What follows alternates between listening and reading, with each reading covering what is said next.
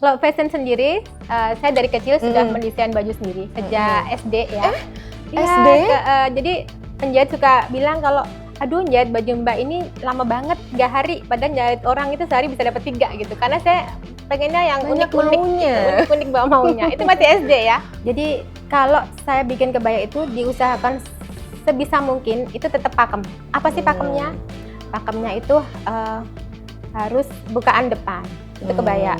Jadi jangan karena kainnya brokat, bukaannya belakang atau nggak ada bukaan yang langsung itu udah bukan kebaya itu namanya. bukan kebaya. Okay. Itu bisa disebut blus. Ini kemarin habis ulang tahun pertama kita. Itu saya bangga menghasilkan anak-anak yang bisa menularkan, mensosialisasikan kebaya ke anak lain. Pastinya. Motivasinya agar kebaya itu tidak punah sebenarnya. Kalau nggak kita siapa lagi kan? Kalau enggak sekarang kapan lagi? Awalnya kenapa disebut kebaya? Itu kan masuknya Islam di Indonesia ya, abad ke-15. Itu awalnya kita kan pakainya kemben semua nih. Nah, terus dengan masuknya Islam kita tutupin dengan selendang kan, selendang. Nah, akhirnya dijahit jadilah kebaya. Tapi kan selendang kan berarti ada lengannya kan, Kak? Nah, otomatis makanya kebaya itu harus ada lengannya. Gitu. Itu pokoknya.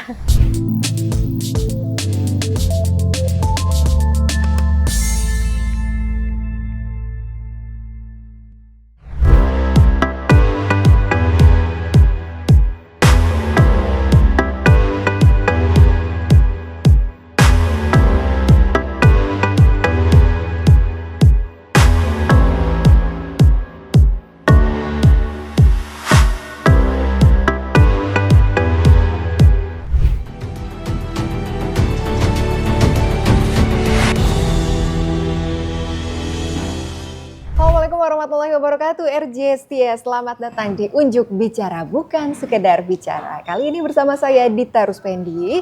Kali ini saya sudah tampak cantik lebih dari biasanya ya. Saya merasanya seperti itu karena saya bangga sekali mengenakan yang namanya kebaya khas Indonesia. Maka dari itu narasumber kita kali ini sangat istimewa ya. Beliau adalah pegiat fashion, designer, kemudian owner dari sebuah business fashion ya. Di mana judul podcast kita kali ini Fashion Berbudaya, ketika kebaya bertemu dunia modern. Langsung saja kita sapa. Assalamualaikum warahmatullahi wabarakatuh. Ada Bunda Arsita Resmisari. Waalaikumsalam. Luar biasa, segar sekali Bunda. Dengan kabar baik ya? Alhamdulillah. Masya Allah. Apa rahasianya biar segar terus Bunda? Selalu beraktivitas ya. Selalu beraktivitas dan juga jangan lupa pakai kebaya ya. Mantap, luar biasa. Kita mau ngobrol-ngobrol santai. Monggo, kita penasaran sama Arsita Craft punyanya Bunda ini ya. Ini namanya begitu sudah menggaung sekali bahkan sampai ke kancah internasional. Terima luar kasih. biasa, saya ngikutin banget sampai ke Belanda. Itu tahun berapa itu ya? Tahun ini. Tahun ini baru bulan kemarin. Mei kemarin. Bulan Mei di kemarin Belanda. ya. Iya betul. Luar biasa. Itu dengan misi memperkenalkan kebaya ke kancah internasional. Wih, kebaya dan wastra, banget. karena saya nggak cuma bawa kebaya ya, bawa etnik Nusantara juga. Oke. Outer begitu yang etnik itu kita bawa ke sana, kita show selama 4 hari, tapi 2 kali show dalam waktu 4 hari di Den Haag. Wih, mantap, luar biasa. Jadi namanya Arsita Craft, tapi ternyata produknya fashion. Iya. Nanti ceritakan ya bagaimana itu ya siap. awal mulanya. Tapi kita pengen kepo nih Bunda ya. Awal mula Bunda bisa berkecimpung di dunia fashion, terutama kebaya. Boleh diceritakan Bunda? Boleh. Edisi kepo ini cerita. Kalau fashion sendiri, saya dari kecil sudah mendesain baju sendiri sejak SD ya. SD? Jadi penjahit suka bilang kalau, aduh jahit baju Mbak ini lama banget 3 hari, padahal jahit orang itu sehari bisa dapat 3 gitu. Karena saya pengennya yang unik-unik bawa maunya. Itu masih SD ya. Okay. Sampai suatu ketika saya sudah menikah, hobi itu terkubur. Karena saya kuliahnya tidak di fashion, Tidak di bidang fashion. saya di hukum UGM dan teknik industri kimia UII. Kebetulan di sana juga belajar desain tekstil, jadi ada bau-baunya dikit. Nah, ketika saya sudah menikah dan punya anak saya suka modeling. Kemudian saya suka mendesain baju yang dia pakai. Dari situ banyak yang bilang, ih lucu, bagus, mau dong, mau. Akhirnya kebablasan sampai sekarang. Dari mendesain untuk anak sendiri, sekarang sampai berkembang menjadi berkembang bisnis ke ya. mana-mana. Masya Berkembang Allah. kemana-mana Berarti akhirnya. awal mulanya berdiri Arsitacraft itu tahun berapa itu? Kalau Arsitacraft-nya sendiri baru 2019. Sedangkan 2019. Ataya Collection punya saya brand baju fashion waktu itu 2003.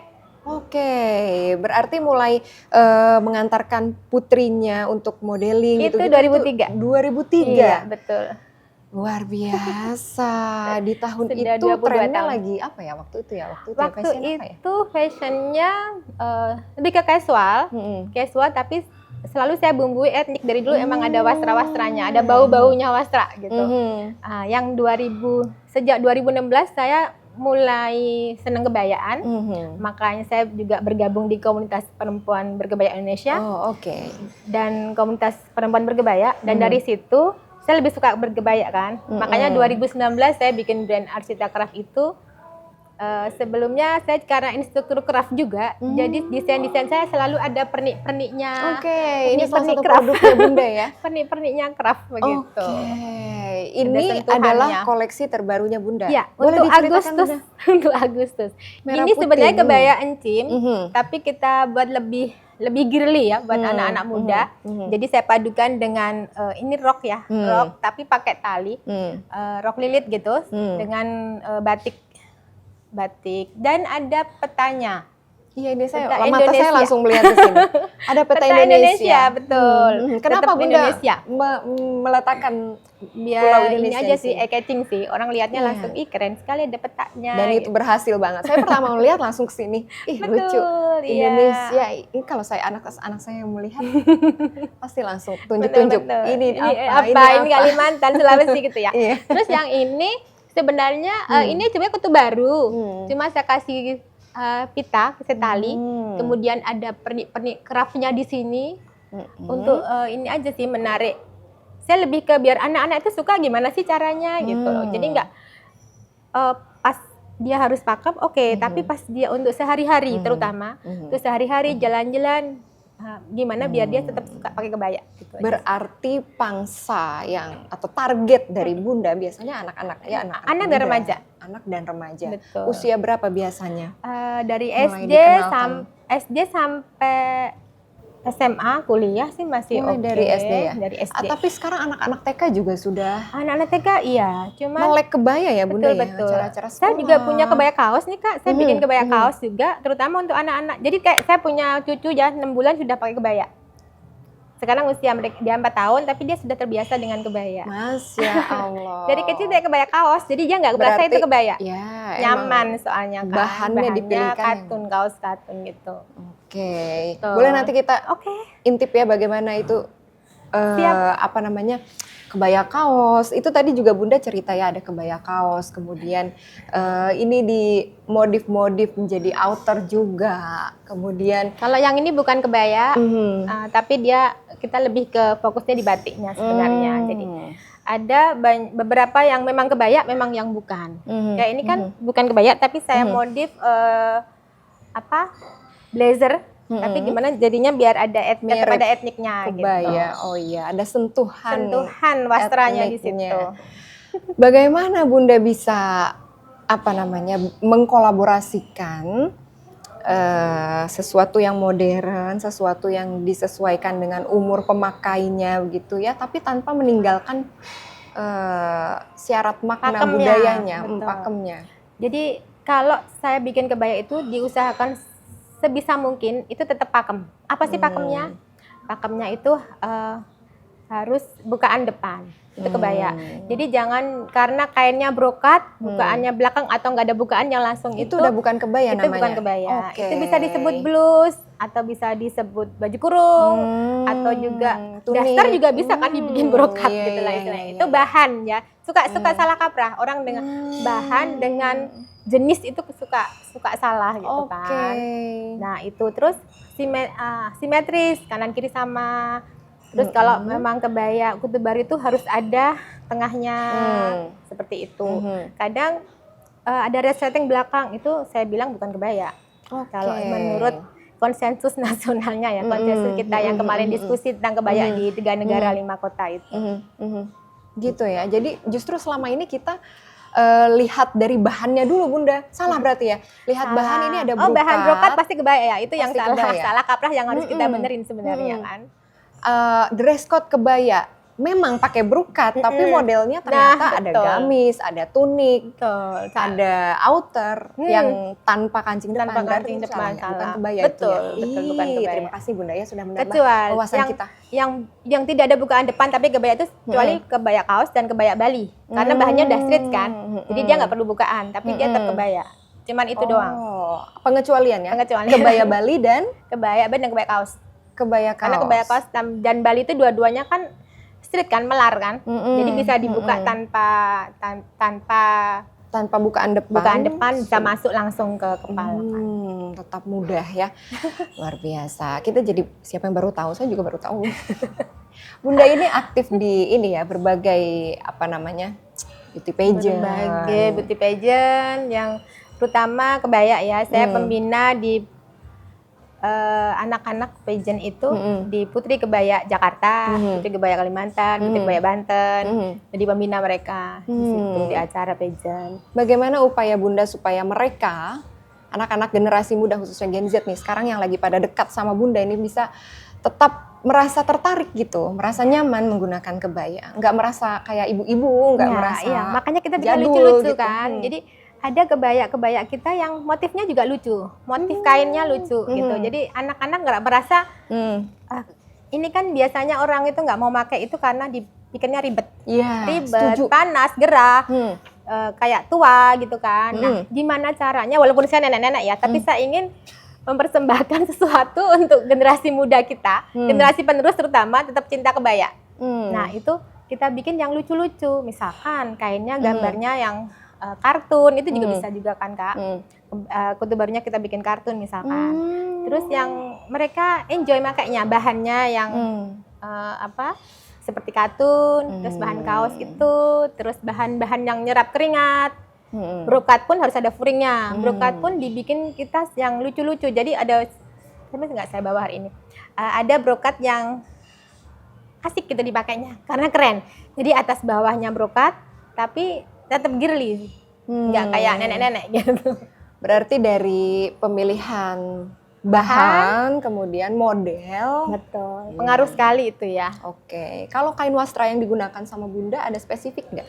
Enggak, semua kain wastra bisa kita gunakan. Terutama saya lebih seneng kalau sekarang ini batik ya, terutama untuk Agustus ini saya lebih ke batik. Tapi biasanya saya pakai tenun NTT. Karena apa? Karena tebal. Karena tenun NTT itu tebal, saya paling suka gitu. Kalau dibilang favorit itu tenun NTT. Karena tebalnya ya. Karena tebal dan warna-warnanya itu ada yang banyak yang cerah-cerah. Oh, jadi memang ciri khasnya Arsita Craft ini lebih ke warna-warna yang berani menyala gitu, yang berani dan menyala. Itu ciri khasnya ya. Ciri khas. Luar biasa. Tapi tergantung event juga sih Kak. Jadi kalau eventnya memang yang pakem itu saya biasanya mengeluarkannya itu kebaya yang hitam-hitam gitu. Jadi kelihatan elegan. Seperti waktu di mana kemarin itu? Kemarin di fashion show. Kemarin terakhir di Kebaya Festival beberapa hari yang lalu di Post Blok. Cantik-cantik banget Bunda itu yang kebaya janggannya. Janggan. Terus ini di sekarang New York Fashion Week, New York Indonesia Fashion Week tahun lalu waktu September itu juga saya pakai hitam-hitam semua. Iya, itu keren banget. Biar kelihatan elegan. Bunda, dari tadi pertama kali kita berjumpa, aku langsung salfoknya sama sesuatu yang ada di sana tuh. Boleh diperkenalkan itu produk Bunda juga bukan? Iya betul. Ini kenapa Arsita Craft ya tuh? Karena saya sering bikin craft. Jadi ini bonekanya dari kain flanel. Saya bikin dari beberapa daerah. Kalau ini kan jelas ya, ini dari Padang ya gitu. Kalau kemarin pas acara HUT Jakarta, saya bikin Abang None semua gitu. Tergantung pas event apa. Ini produk ini masih ada? Masih. masih ada. berkelanjutannya. Karena kalau setiap kita bikin tas biasanya udah langsung habis aja gitu. Gitu Jadi ya. Malah karena paling laku atau lucu-lucu. gimana Bunda? Paling peminatnya Nah, gimana? peminatnya lebih ke kalau ini kan anak dan dewasa suka ya. Maksudnya mereka suka lebih ini. Cuman biasanya mereka nyari juga yang matching sama baju karena ada beberapa baju yang saya kasih boneka juga, Kak. Lucu banget. Baju lucu brokat tapi pakai banget. boneka gitu. Bonekanya Lucu. sesuaikan dengan tasnya misalkan. Jadi yang matching begitulah yang Lucu banget. disukai anak-anak. Pantesan aja ya anak-anak pada nempel sama Bunda Arsita ini lagi ini ya aktif-aktifnya di komunitas yang Iya, anak-anak komunitas itu Bunda. anak-anak. Komunitas berbudaya anak Indonesia dengan kebaya. Ih, Namanya keren Baik. banget. Lagi pada nonton nih. Halo. Halo. Jadi boleh diceritakan Bunda komunitas apa itu? Komunitas anak-anak yang cinta kebaya. Sebenarnya kenapa Bunda mau jadi pembina komunitas tersebut? Karena sekarang ini kan jarang banget generasi muda yang enjoy dan happy pakai kebaya. Yeah. Nah dari situ kita diajak bikin komunitas anak-anak yang cinta kebaya. Terus akhirnya ada komunitas tersebut dan alhamdulillah ini 1 tahun sudah. Ini kemarin habis ulang tahun pertama kita. Itu saya bangga menghasilkan anak-anak bisa menghasilkan anak-anak yang bisa menularkan, mensosialisasikan kebaya ke anak lain. Jadi kemarin kita diundang di acara di Ciputra dan di Taman Mini, itu anak-anak bisa mengajarkan anak-anak yang lain tentang kebaya. Ini loh kebaya Kartini, ini kutu baru, ini janggan. Terus mereka memakaikannya juga. Jadi saya buka lapak di sana untuk mensosialisasikan kebaya ke anak-anak pengunjung yang lain. Ada sekitar 200 anak pengunjung di situ. Wih, jadi duta kebaya cilik gitu. Dan anak-anak itu bisa sendiri tanpa saya loh. Itu saya pas nggak hadir karena saya di tempat lain. Dan anak-anak bisa ini sendiri mereka itu. Luar biasa. Apa sih motivasi Bunda yang awalnya kan memang suka kebaya, koleksi kebaya. Motivasinya apa hingga ingin mengenalkan ke banyak orang, sampai ke anak-anak, sampai ke luar negeri. Apa motivasinya, Bu? Motivasinya agar kebaya itu tidak punah sebenarnya. Kalau nggak kita siapa lagi kan? Kalau nggak sekarang kapan lagi? Jadi kebaya itu lama-kelamaan. Dulu zamannya mama saya, nenek saya kan pakai kebaya. Sekarang kan sudah dilupakan kan. Makanya kalau nggak kita yang bergerak, kita tunggu siapa kan? Makanya apalagi ke anak-anak. Generasi penerus. Kalau saya pribadi dan teman-teman itu sudah biasa mungkin ya mengenal kebaya karena dulu mama kita pakai. Tapi kalau anak-anak ini kan sudah nggak ada role model. Mamanya sudah nggak pakai. Maaf aja gitu. Jadi bagaimana mengenalkan kebaya ke anak-anak ini agar mereka juga merasa bangga pakai kebaya. Yang mungkin sebelum mereka pakai yang benar-benar pakem, kita perkenalkan dulu ada beberapa macam kebaya nih loh gitu. Kalau kamu pas acara ini kamu bisa pakai ini. Kalau mau santai pakai ini. Ada kebaya urban kan disebutnya kebaya urban. Jadi lebih santai untuk anak-anak. Kalau pas kamu lomba, kamu harus pakem ya kamu pakai yang ini. Jadi ada berbagai pilihan untuk anak-anak yang bisa dia pakai. Asal jangan sampai saltum aja begitu ya. Acaranya apa disesuaikan. Ini pentingnya yang namanya wawasan, ilmu pengetahuan ya. Betul Kak Dita. Kalau ini Bunda, tadi ini kan ke anak-anak ya. Kalau acara yang kemarin yang Bunda memperkenalkan kebaya ke para bule-bule itu, bagaimana respon mereka? Bagaimana sejauh mana kebaya diterima di luar negeri? Mereka sangat antusias dan alhamdulillah kebaya saya laku di sana Kak. Kebaya laku di sana waktu di New York juga saya pulang sudah laku semua alhamdulillah. Kemudian waktu di Eropa kemarin juga separuh lebih laku juga. Jadi para model yang beli karena mereka excited kan. Ini lucu gitu dengan warna-warni dan saya pakai lurik kan waktu itu. Jadi mereka anggapnya ini sesuatu yang beda mungkin ya gitu. Jadi tertarik dan alhamdulillah berkelanjutan kerjasamanya. Masya Allah. Berarti event selanjutnya? Insya Allah tahun depan ke sana lagi. Ke Den Haag lagi. Luar biasa, Masya Allah luar biasa. Minum dulu Bunda. Ini kita disuguhkan minuman yang segar sekali. Enak sekali. Dari Hotel Harper Cikarang. Kita minum dulu yuk. Oke, siap. Bismillahirrahmanirrahim.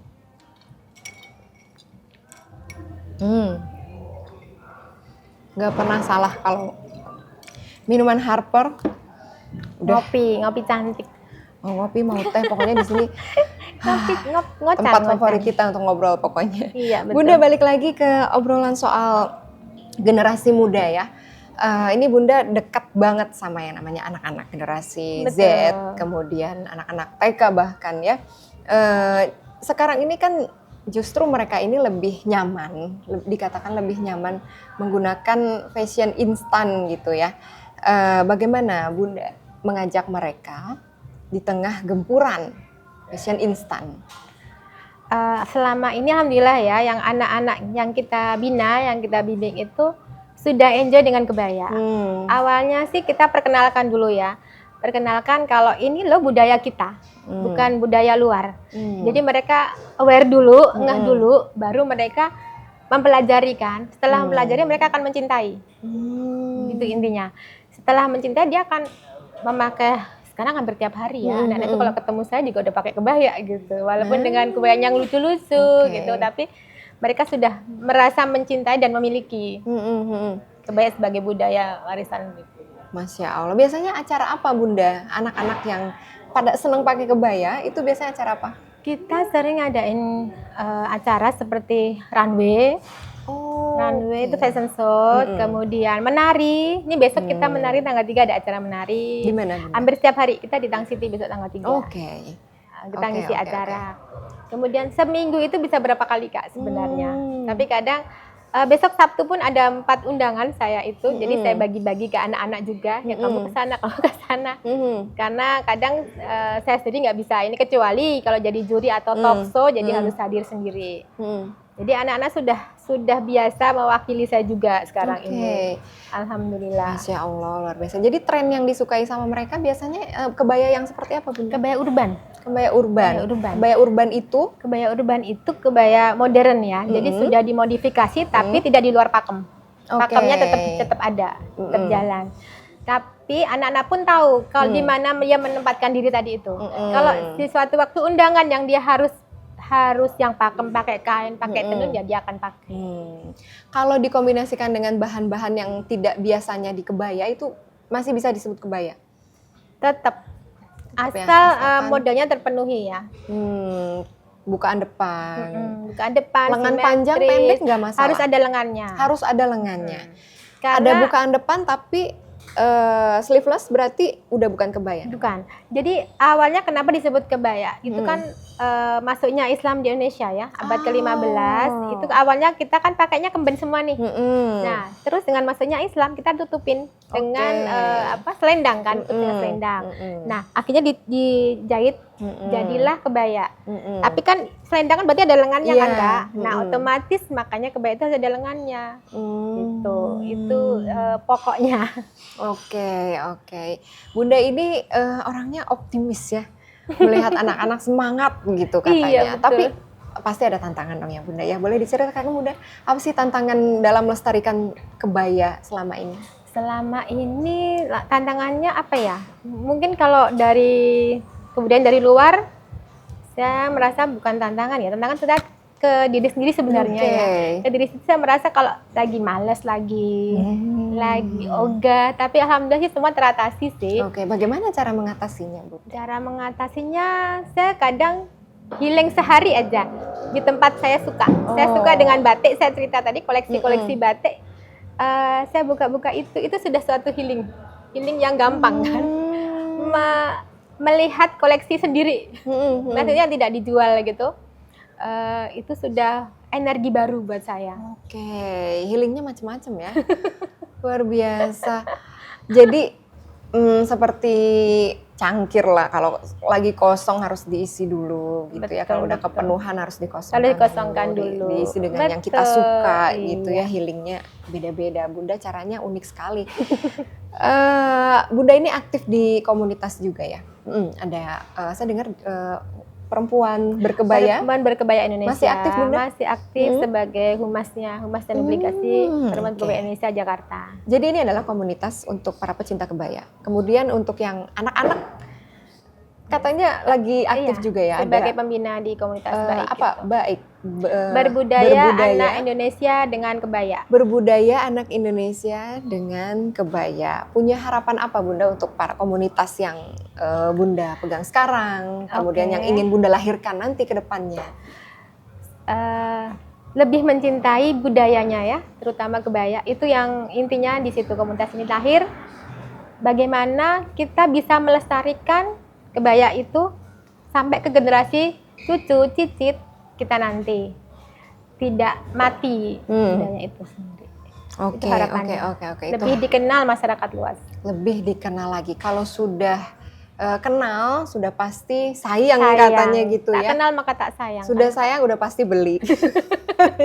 Kalau mau beli produknya Bunda di mana, Bunda? Yang paling dekat dari sini di Pollux Mall Cikarang, lantai 2 ada Arsita Craft di sana. Oke, lantai 2 Pollux Mall Cikarang. Paling dekat di Cikarang ya. Kita ada di Cikarang. Itu dari anak-anak sampai dewasa? Dari anak-anak sampai dewasa. Oh, oke. Nggak usah susah-susah lagi kalau nyari kebaya berarti sekarang ya. Tinggal ke Pollux Mall Cikarang, lantai 2. Ya. Ada media sosialnya Bunda, boleh diperkenalkan? Ada, boleh Arsita Craft sama Arsita Resmi Sari, boleh DM juga. Kita juga biasanya jadi sponsor acara-acara pageant gitu. Untuk acara-acara pageant. Kita terutama kebaya dan etik Nusantara. Oke. Itu sampai di luar-luar daerah. Wih, mantap banget. Mantap banget. Berarti sponsorship juga terbuka lebar ya? Terbuka. Silakan DM Arsita Craft ini.